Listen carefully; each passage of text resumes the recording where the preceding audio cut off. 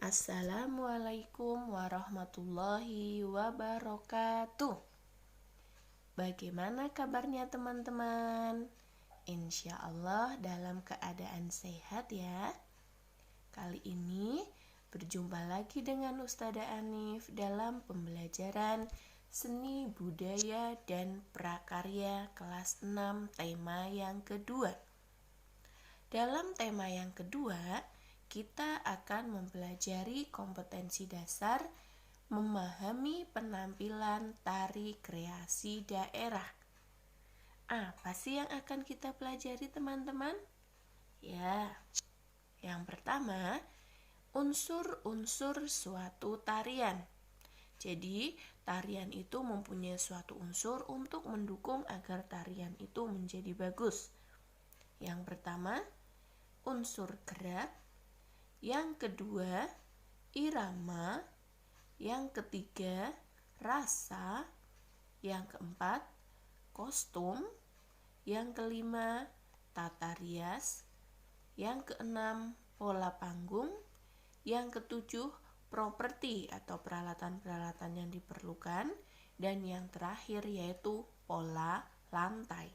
Nah, kali ini kita akan mempelajari tentang pola lantai. Pola lantai suatu karya tari itu apa ya teman-teman? Ya, pasti teman-teman sudah bisa ya. Pola lantai adalah pola denah yang dilakukan oleh seorang penari dengan perpindahan, pergerakan, dan pergeseran posisi dalam sebuah ruang atau space untuk menari. Nah, apa sih ya tujuan dari dibuatnya pola lantai dalam karya tari?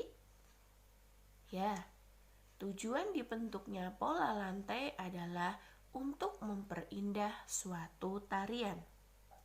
Nah, berikut contoh-contoh formasi dalam pola lantai. Yang pertama, ada pola formasi penari yang membentuk pola lantai diagonal. Kemudian yang F juga sama, membentuk pola diagonal. Kemudian yang B, membentuk pola lantai segi 5. Yang C, membentuk pola lantai vertikal. Ya, vertikal garis lurus ke depan atau sebaliknya dari depan ke belakang atau dari belakang ke depan. Kemudian ada formasi pola lantai membentuk zigzag. Kemudian yang E membentuk lingkaran. Ya. Lanjut. Jenis-jenis pola lantai. Yang pertama, pola lantai lurus vertikal. Yang tadi di depan sudah ada contohnya juga, yaitu garis lurus dari depan ke belakang atau sebaliknya. Pola lantai lurus vertikal itu melambangkan hubungan manusia dengan Allah atau dengan Sang Penciptanya. Nah, contohnya di situ ada tari Yospan dari Papua. Kemudian ada tari Serimpi dari Jawa Tengah. Dan yang ketiga ada tari Baris Cengkedan dari Bali. Ya, teman-teman bisa perhatikan ya contohnya. Pola lantai lurus vertikal. Next, yang kedua, pola lantai horizontal, yaitu garis lurus ke samping. Artinya, penari itu membentuk barisan lurus ke samping. Kalau tadi vertikal itu dari depan ke belakang atau sebaliknya, sedangkan pola horizontal yaitu lurus ke samping.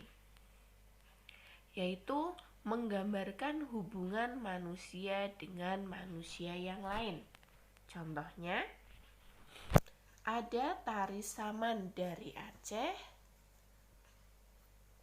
Ini tari saman dari Aceh membentuk pola lantai garis horizontal. Ini gambar tariannya. Kemudian ini bawahnya ada gambar polanya. Jadi lurus dari samping ya, seperti ini.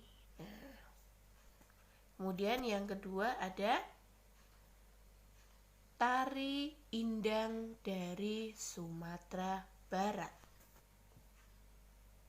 Ya, jadi contoh dari pola lantai horizontal yaitu ada pada tari saman dari Aceh dan yang kedua tari indang dari Sumatera Barat. Next, yang ketiga yaitu pola lantai diagonal. Pola lantai diagonal yaitu pola lantai yang membentuk garis menyudut ke kanan atau ke kiri. Contohnya misal seperti ini ya. Dan satunya lagi ke sini ya.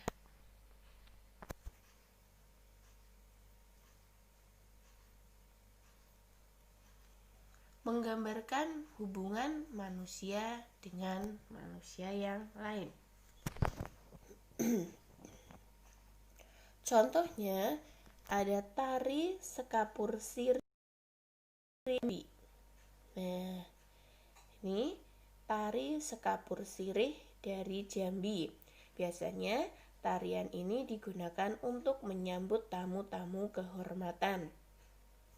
Yang kedua ada tari gending Sriwijaya. Nah, itu bentuk polanya itu diagonal dari kanan menyudut ke kanan atau ke kiri. Kemudian yang ketiga yaitu ada tari pendet dari Bali. Nah, itu kalau tarian dari Bali itu ciri khasnya mudah sekali kita pahami ya. Di situ di bagian kepalanya itu ada mahkota-mahkota yang khas sekali dengan budaya Bali. Ya. Next. Yang keempat atau yang terakhir yaitu pola lantai garis melengkung. Pola lantai garis melengkung itu terdiri dari 3 macam pola. Ada garis lingkaran, angka depan, huruf U dan lengkung ular. Contohnya, yang pertama ada tari Mak Badong dari Sulawesi Utara, dari Tanah Toraja, Sulawesi Utara. Itu membentuk pola melingkar. Kemudian yang kedua ada tari piring dari Sumatera Barat.